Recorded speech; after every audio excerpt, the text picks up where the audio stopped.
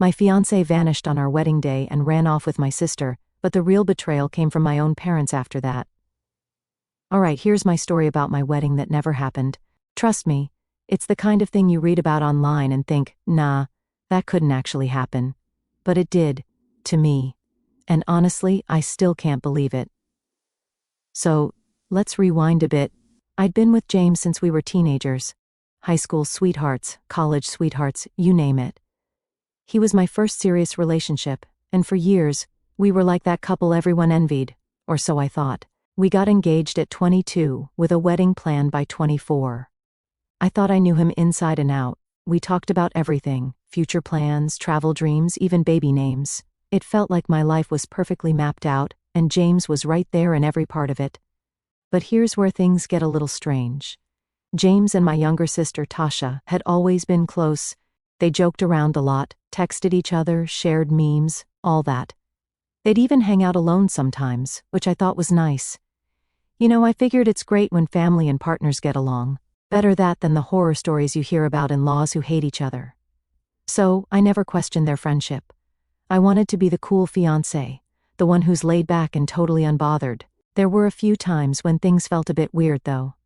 Tasha's ex-boyfriends, for example, were all super jealous of James. They'd complain to her about how close she was with my fiancé, and at the time, I thought they were just insecure. I brushed it off as their problem, not mine. I trusted James completely. But sometimes I'd notice little things, like how James would look at Tasha, or how he'd lean in close when they talked. Nothing huge, just small stuff that made me wonder. But I'd always tell myself, nah, you're just being paranoid. They're family now, and I let it go. Fast forward to the big day, wedding day, the day that was supposed to be the start of my new life, the day where everything would finally come together. I was in my dress, makeup done, hair all set. The works. I had spent months planning this day down to the tiniest detail, from the flowers to the playlist for the reception. My friends and family were buzzing around, helping me get ready, and I was in that nervous but excited state, you know, like the butterflies were real. As the time got closer, I started getting a little anxious because I hadn't heard from James all morning, not even a, hey, can't wait to see you. But I thought, it's fine.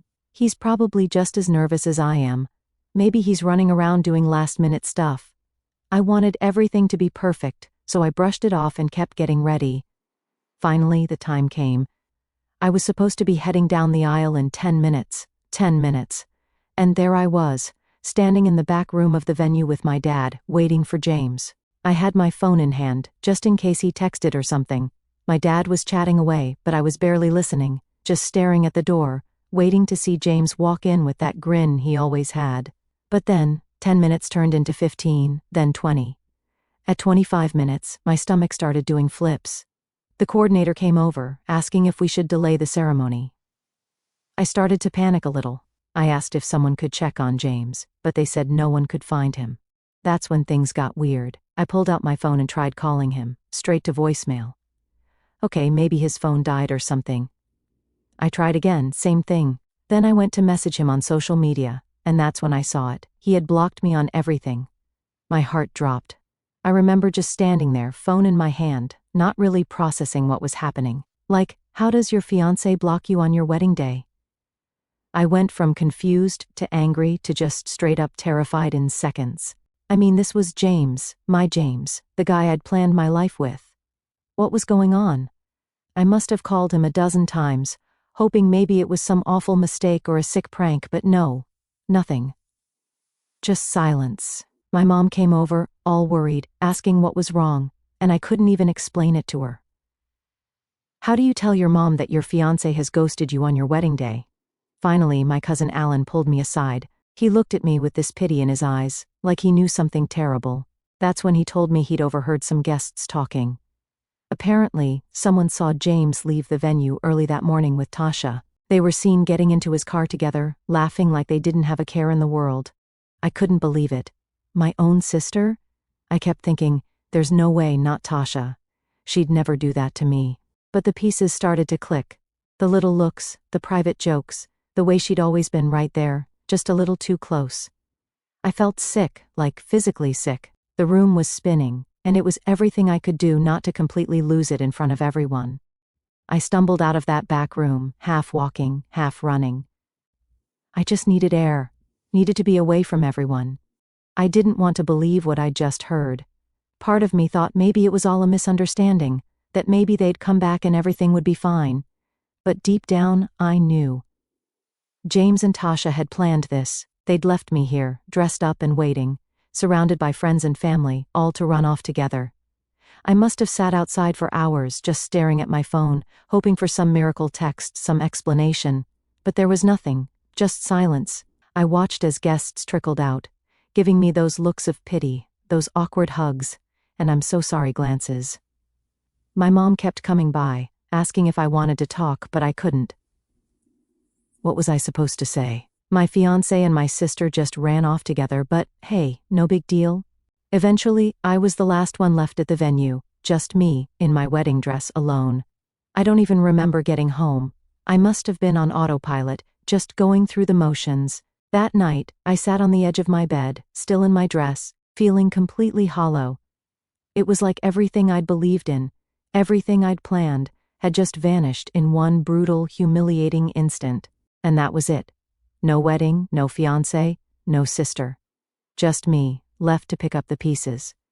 After the disaster that was my wedding day, you'd think I'd hit rock bottom and just start to bounce back up, right?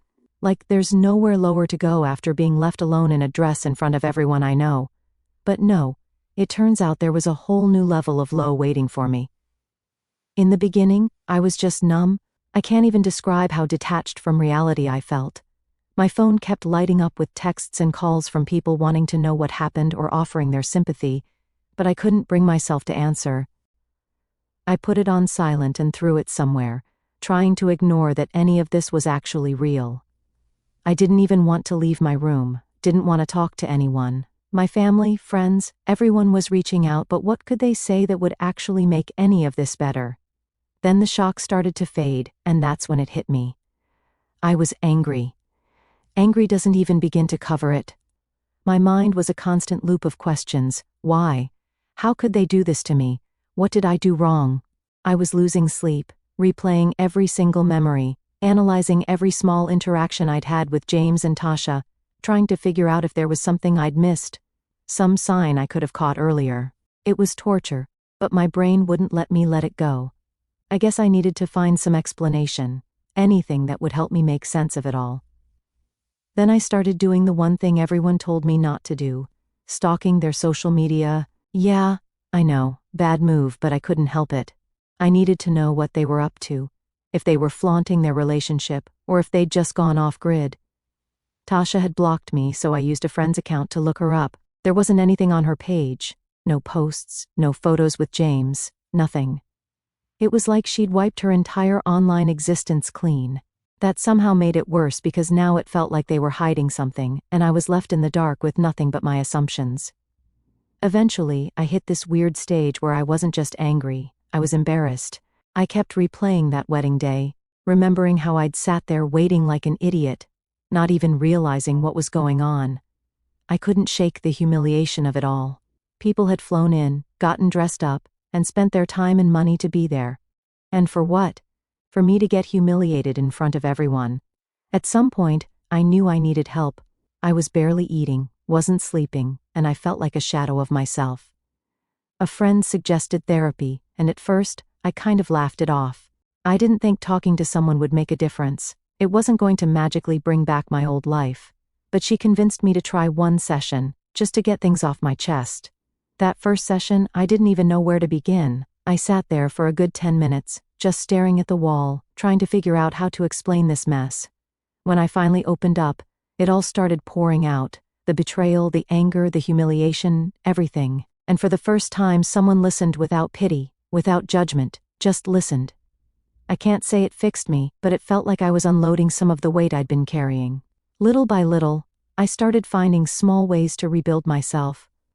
I got back into things I'd put on hold during the whole wedding planning circus. Joined a book club, went to a few local meetups, tried to reconnect with friends I'd sort of let fall to the wayside. I even started jogging in the mornings, just to clear my head and start each day with a fresh mindset. But healing wasn't some linear thing where I kept feeling better every day. Some days I'd feel okay, almost normal, and other days, the reality of it all would just hit me like a truck. I'd think about how I was supposed to be a wife by now, maybe even planning for a family, and then I'd remember how I'd lost not only James but also my sister. Like, how do you even grieve that? Losing your fiancé and your sister in one move. And then there were the people around me. Some of my relatives tried to be supportive, but they didn't really get it. They'd say things like, "You're better off without him, or you'll find someone else." I know they were trying to help, but that just wasn't what I needed to hear. I needed to understand why they did this, not get pep-talked into moving on like it was a bad breakup or something. This wasn't just losing a boyfriend. This was my entire future and my trust in two people I thought I could rely on. Through all of this, my cousin Alan was a huge support. He's the one who told me about James and Tasha leaving the venue, and he didn't try to sugarcoat anything. After that, he'd let me vent, sit there with me when I was having a bad day, and even pushed me to go out and do something fun when I felt like locking myself in my room. He's a quiet guy, not big on the whole talk about your feelings thing, but he just kind of knew when I needed someone. I owe him a lot for that. Over time, I stopped checking their social media. I stopped wondering if they were happy together, if they were still together. I figured it was only hurting me, and they didn't deserve to live rent-free in my head anymore. After a few months, I moved into a new place, new apartment, new neighborhood, just a fresh start, where I didn't have to be reminded of all the plans I'd made with James. Moving on wasn't easy, but I felt like I was finally getting somewhere, and I didn't need him or anyone else to get there. I won't lie, part of me still felt like I'd lost something huge. I'd lost my sense of trust in people. I questioned everyone's intentions, even close friends, wondering if they'd betray me too. It's hard to shake that kind of paranoia, and I'm still working on it. But I was learning to be okay on my own. I was building a life that didn't include either of them, and for the first time, that didn't feel like a tragedy. It felt freeing in a way. By the end of that year, I had my own little routine, my own place, and my own life. It wasn't the life I thought I'd have, but it was mine. I'd found a kind of peace in that, a weird acceptance that things don't always go the way you expect. But sometimes that's okay. Looking back, I'm proud of how far I came. That whole mess broke me down to nothing. But I didn't stay there. I built myself back up, piece by piece, until I didn't even recognize the person I'd been before. And maybe that's for the best. Months after I'd finally gotten some kind of peace back, I was almost in this routine where I didn't think about James or Tasha every day. I was working, seeing friends, going to the gym, even dating here and there. Life was moving forward, slowly but surely. So, naturally, it all had to be interrupted. And of course, it was by none other than James. One random Tuesday night, my phone buzzed with an unknown number. I almost didn't answer, thinking it was probably just another spam call, but something in me was curious. I picked up. "Hello?" I said, half distracted. There was a pause, and then I heard it, James's voice on the other end. "Hey, it's me." For a second, I thought it was a sick joke. My brain struggled to register that I was actually hearing his voice after all these months. This was the guy who'd left me alone in a wedding dress, the guy who had run off with my sister, and here he was, acting like it was just some normal catch-up call. My stomach did a flip, and all that anger and hurt I'd pushed down just started bubbling up. "What do you want, James?" I kept my voice cold, trying not to let him hear how his call was getting to me. He sounded different. His voice was rough, like he'd been crying or maybe just hadn't slept in days. "I just wanted to talk. I know this is weird, but I need you to hear me out." My first instinct was to hang up right there. I didn't owe him anything. But my curiosity got the better of me, and I figured, what's the worst that could happen by just hearing him out? So, I stayed silent, waiting for him to spill whatever he had to say. "I'm sorry," he started, his voice barely a whisper. "I know that doesn't even begin to cover it, but I needed to say it. I've been a mess, trying to figure out how I ended up here, and I finally read all those messages you sent me on our wedding day." At that, I almost laughed. It took him this long to read the texts I'd sent in pure desperation, trying to stop him from running off with my sister? The texts where I told him everything I had heard about Tasha's lies, her ex, the pregnancy rumors. All of it. He hadn't even bothered to read them until now. "What do you expect me to say, James? You ran off with my sister on the day we were supposed to get married, and now you want to talk?" My voice was shaking, and I hated that he still had this effect on me. I know how it sounds, but I was wrong about everything. I should have listened to you. I should have trusted you. I've spent months realizing how big of a mistake I made, and I know it's too late. But I just wanted you to know that I'm sorry." There was this long silence where I didn't know what to say. He sounded genuinely regretful, but what did that change? My life had been ripped apart, and his sorry wasn't going to fix any of that. Part of me wanted to scream at him, but I was just too drained, so I let him talk. He started rambling about Tasha, saying that things hadn't exactly been the fairy tale he'd thought they would be.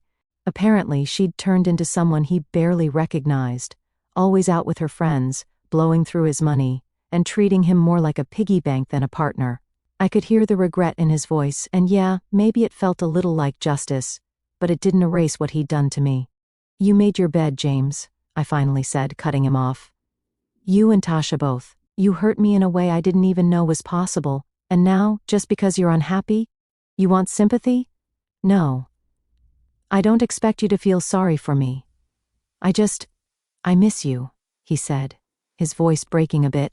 That was it for me. I almost laughed again, but this time it was more out of frustration than anything. "You miss me? Are you kidding? You threw everything away for my sister, James. Whatever you're feeling right now, it's your problem, not mine." He was quiet for a second, and then he sighed. "I know I can't make it right. I just needed you to know that I regret it. I was stupid and blind, and I lost the best thing that ever happened to me." I sat there, phone in hand, not really sure what to say. On one hand, I'd wanted this moment for months, to hear him admit he'd screwed up. But now that I had it, it felt hollow.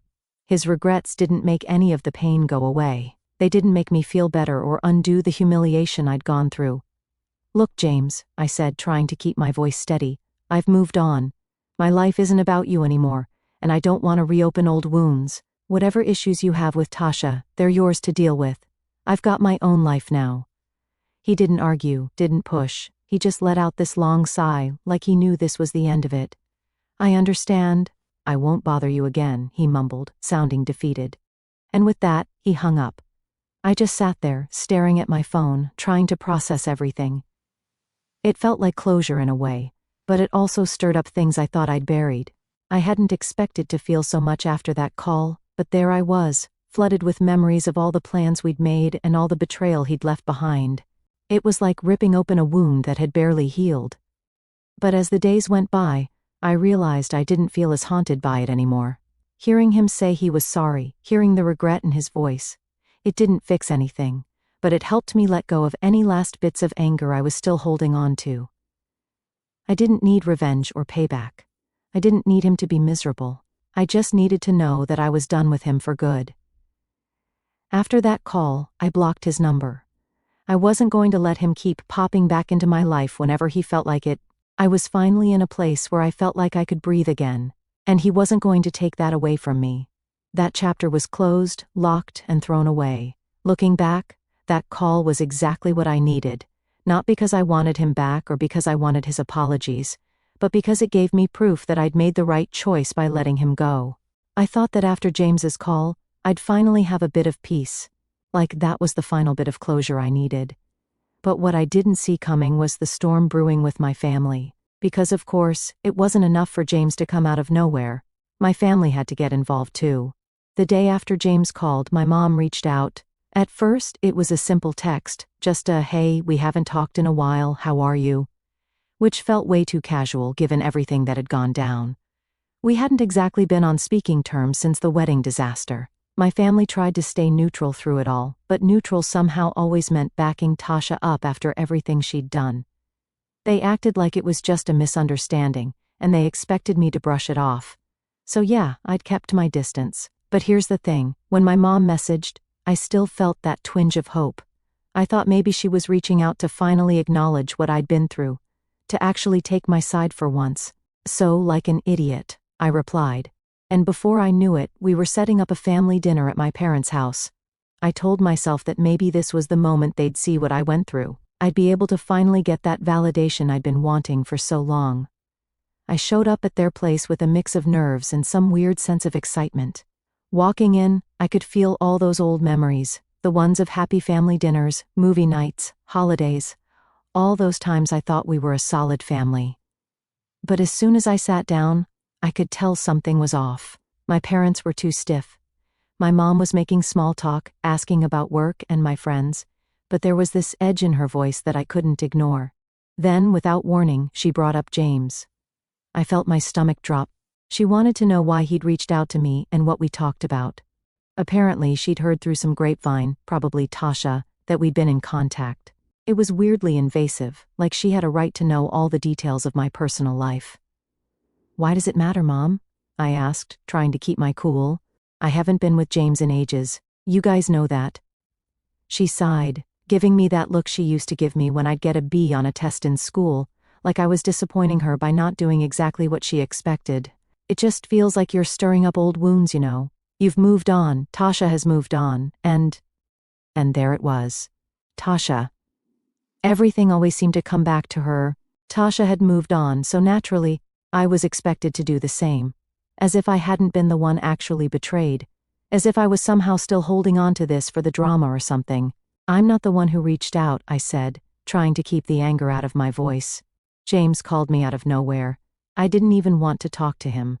My dad cleared his throat, looking uncomfortable but jumping in anyway. "You know, honey, maybe it's time we all just let this go. Tasha's still family, and she's had her own struggles. Can't we all just put this behind us?" That's when I realized they weren't reaching out to make things right. They weren't looking for my side, my perspective. They just wanted me to forgive and forget to make things easier for them. They wanted me to move on so they wouldn't have to keep dealing with this messy, uncomfortable family drama. In their eyes, Tasha could be forgiven for anything, but I was the one holding on to a grudge. "Are you serious?" I asked, my voice starting to shake. "She's still family? I was supposed to marry James. She ran off with my fiancé, left me standing there like an idiot, and you think I'm the one who should just move on like it's nothing?" They looked at each other, then back at me, and my mom gave me this sad little smile, like she was dealing with a difficult child. "Sweetheart, we know it was hard on you, but Tasha's still our daughter, and she needs support too." I just stared at them, stunned. The message was clear. I was expected to take the high road, to suck it up and be the bigger person. Tasha was the one they were worried about, not me, not what I went through. Tasha, the golden child who could do no wrong in their eyes even when she'd stabbed me in the back. Something in me snapped. I pushed my chair back and stood up, my hands shaking. "I'm done," I said, my voice stronger than I felt. "You're asking me to ignore everything she did, to pretend like none of this happened, just because it makes you uncomfortable. Well, guess what? I'm not just moving on because it's convenient for you." My mom tried to say something, but I didn't let her. I grabbed my stuff and walked out, leaving them sitting there, shocked. I'd always been the quiet, compliant one, the one who never made waves. But in that moment, I knew I couldn't be that person anymore. They wanted me to sacrifice my own peace, my own feelings, for the sake of keeping the family together, and I wasn't going to do it. The car ride home was a blur. I was angry, hurt, but mostly just sad. Sad that my own parents couldn't see what I'd gone through, that they were so blinded by their need to protect Tasha that they couldn't be there for me. It was like losing them all over again, but at the same time, there was a weird sense of relief, like I'd finally taken a stand for myself, even if it meant burning some bridges. For the next few days, I didn't answer their calls or texts. They left voicemails, sent long messages, but I couldn't bring myself to listen or read any of them. I was exhausted, emotionally drained from years of putting myself last to keep them happy, and I didn't want to keep doing that. Then, a few days later, my cousin Alan reached out. Alan had been my rock since the wedding disaster, the one family member who didn't pressure me to get over it or play nice. He didn't try to lecture me or make excuses for anyone. He just listened. And when I told him about the family dinner, he didn't act surprised. If anything, he looked like he'd been expecting it. "They've always had a soft spot for Tasha," he said, shaking his head. "But you don't have to put up with it. You've done enough." Hearing that from someone who actually understood where I was coming from felt like a lifeline. He reminded me that it was okay to set boundaries, to protect my own peace. For so long, I'd been caught up in trying to keep everyone else happy, and here he was, giving me permission to finally prioritize myself. And that's when it hit me. I didn't need their validation anymore. I didn't need them to understand my side, to apologize, or to make it right. I could let go without their approval. For the first time in a long time, I felt like I was in control of my own story. So yeah, maybe I was facing the past, but this time it was on my terms.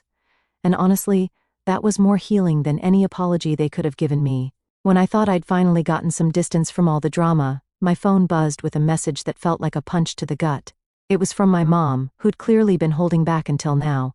The message read, "We've been trying to reach you. It's time to stop avoiding this and come back to your family.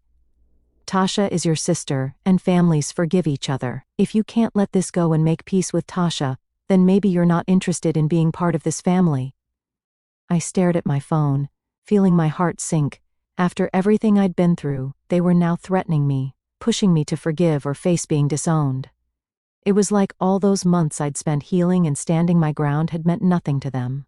I took a few deep breaths, feeling a mix of anger and sadness. Why was it so easy for them to side with Tasha? She was the one who betrayed me, yet they were acting like I was the villain here. I called my cousin Alan, the only family member who'd stayed solidly in my corner. He picked up on the first ring. "They're giving me an ultimatum, Alan," I said, not even bothering with a greeting. There was a silence on the line, then a deep sigh. I had a feeling they'd pull something like this. "They're trying to guilt you into coming back. They don't want to lose their image of a happy family, even if it means completely disregarding what you went through." I felt a lump in my throat, holding back the urge to scream. How can they just act like none of this was a big deal? I mean, I was left at my own wedding. Tasha and James didn't just hurt me, they humiliated me. And they want me to just let it all go because it's easier for them? Alan said, "If you forgive Tasha, then they don't have to deal with the reality of what she did. They get to pretend it was just a mistake and move on. They're doing this for themselves, not for you." Hearing it put so bluntly somehow helped. He was right. My family wasn't asking for my forgiveness because they cared about me. They were doing it because they didn't want to face the consequences of their own failure to hold Tasha accountable. "Look, you know what you need to do," Alan continued. "You've been making a new life for yourself. You're building something without them. If they can't respect your boundaries, then maybe they don't deserve to be part of that life." It hit me then that I'd been hanging on to the hope that at some point, my parents would take my side, that they'd see what I'd gone through, see how much Tasha had hurt me, and finally stand up for me. But that was just a fantasy. They were never going to change, and staying in their lives was only going to keep me in a place of hurt. I took a deep breath, nodding to myself. "You're right, Alan. It's time I let go for real this time." That night, I sat down with a piece of paper and started writing. It felt kind of ridiculous at first, like I was in a movie, but it was the only way I could get everything off my chest. I wrote down everything: how betrayed I'd felt by Tasha and James, how humiliated I'd been on that day, and how hurt I was that they'd taken Tasha's side. I told them that if they couldn't respect my feelings or even acknowledge what I'd been through, then there was nothing left to say. When I finished, I read it over, my hands shaking a little, but as I reread my words I realized how much I'd been holding in. All the hurt, the anger, the disappointment. It was all there on the page. This was my chance to finally let go, to stop looking back and start moving forward without the weight of their expectations and demands. The next day, I mailed the letter. I didn't expect them to understand. I didn't expect an apology or even a reply. This was for me, a final way to draw a line and protect myself from any more hurt. And as hard as it was, I felt lighter, knowing that I'd done what I needed to do. In the weeks that followed, my family tried every way possible to get back in touch. My dad sent emails, messages popped up from my mom on every social media platform, and even distant relatives started reaching out. They were all saying the same thing, that I was being stubborn, that I needed to make things right with Tasha for the sake of the family. But none of it shook me. I had said my piece, and for the first time I felt at peace with that. Alan kept me updated on what was going on, and apparently Tasha was still playing the victim, acting as though I was the one causing the family divide. My parents, from what I heard, were making excuses for her left and right, brushing off what she'd done as a mistake of youth or some nonsense like that. It was maddening, but I realized that it was their problem now, not mine. I threw myself into my new life, focusing on things that actually brought me joy.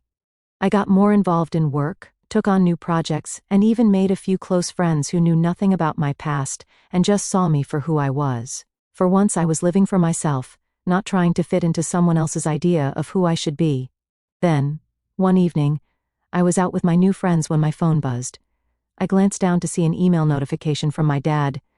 I felt a pang of guilt, but then I reminded myself of all the pain I'd gone through. All the times I'd been asked to just let it go for their convenience. I knew I couldn't go back to that. I deleted the email without reading it, feeling a weird sense of satisfaction. I was done with their guilt trips and their demands. Life kept moving forward. Every day felt a little brighter, a little easier, as I stopped looking back and focused on what I wanted. Sure, there were moments where I'd feel a twinge of sadness, a reminder of what I'd lost. But then I'd remember all that I'd gained. The freedom, the peace, the chance to be myself without any strings attached. In the end, breaking away was the hardest and best thing I'd ever done. It wasn't the life I'd imagined, but it was a life I'd built on my own terms. And for the first time in a long time, I felt like that was enough.